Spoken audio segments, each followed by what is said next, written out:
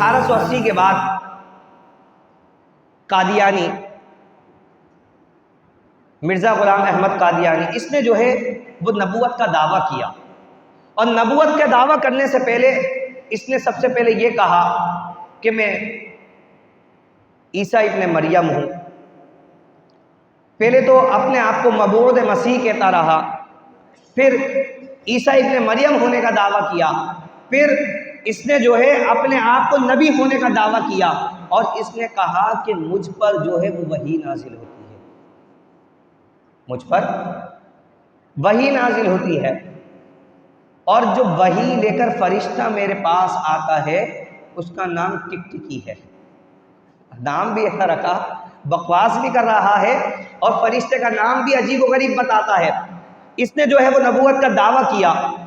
اس وقت اللہ تبارک و تعالیٰ نے اس کے خلاف جس مجاہد کو کھڑا کیا اسے آج بھی دنیا پیر میر علی رحمت اللہ تعالیٰ علیہ کے نام سے جانتی ہے۔ آپ اس وقت کے بہت بڑے پیر تھے، سید زادے تھے۔ آپ نے جو ہے اس کو چیلنج کیا کہ آؤ آ کے مجھ سے جو ہے وہ مناظرہ کیا جائے۔ آج 25 اگست ہے، اور 25 اگست کو جو ہے وہ پیر میر علی شاہ رحمت اللہ تعالیٰ علیہ نے جب اسے مناظرے کا چیلنج دیا تو اس نے کہا کہ آپ جو ہے وہ اشتہارات چھپوائیں۔ آپ رحمت اللہ تعالیٰ نے 5000 اشتہار چھپوا کے جو ہے وہ بر صغیر میں تقسیم کر دیے۔ اب جب بر صغیر میں یہ بات پھیل گئی کہ مرزا احمد قادیانی سے جو ہے وہ پیر میر علی شاہ کا مناظرہ ہونا ہے، اس نے آخری نبی ہونے کا دعویٰ کیا ہے، اللہ اکبر، کہیں اس نے کہا کہ میں جو ہے وہ ذلی نبی ہوں، کہیں اس نے کچھ بات کہی۔ اب پیر میر علی شاہ رحمت اللہ تعالیٰ علیہ نے 25 اگست کے دن کو مقرر کیا کہ 25 اگست کو بادشاہی مسجد کے اندر جو ہے وہ یہ مناظرہ ہو رہا ہے۔ لوگ بتاتے ہیں کہ اس وقت 25 اگست کے دن بادشاہی مسجد میں قدم رکھنے کی جگہ نہیں تھی، دنیا بھر سے لوگ جو ہے وہ جمع ہو گئے، بر صغیر کے مسلمان جو ہے وہ بادشاہی مسجد کے اندر جمع ہو گئے۔ جب 25 اگست کا دن آیا، پیر میر علی شاہ رحمت اللہ تعالی علیہ جو ہے وہ آپ حاضر ہوئے۔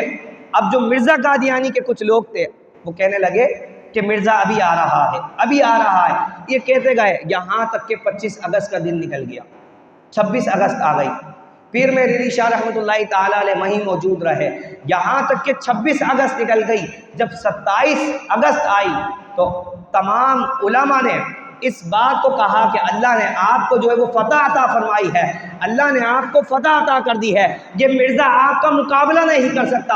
اب جو مرزا کے احباری تھے، جو وہاں کا وفد مرزا کی طرف سے جو وفد آیا تھا، اس نے کہا ایسا کرتے ہیں کہ مرزا جو ہے وہ کسی اپائج کے لیے دعا کرتا ہے، کسی اپائج لنگڑے لوڑے کو لے لیتے ہیں جو ویل چیئر والا ہو، اس کو ایک ویل چیئر کے اوپر بٹھا دیتے ہیں، اور اس کے لیے مرزا بھی دعا کرے گا، آپ بھی دعا کریں، جس کی دعا سے اللہ اس کے ہاتھ پاؤں کو صحیح کر دے وہی حق پر ثابت ہوگا، وہی حق پر ثابت ہوگا۔ اللہ اکبر۔ جب یہ بات کہی گئی تو پیر میر علی شاہ رحمت اللہ تعالی نے کہا کہ جاؤ اپنے مرزا کو کہہ دو کہ اگر وہ اس بات کے لیے راضی ہے تو آ جائے۔ پیر میر علی شاہ یہ دعویٰ کرتا ہے کہ اگر آج مردے بھی زندہ کرنے پڑے تو پیر میر علی شاہ مردے بھی زندہ کر کے دکھائے گا۔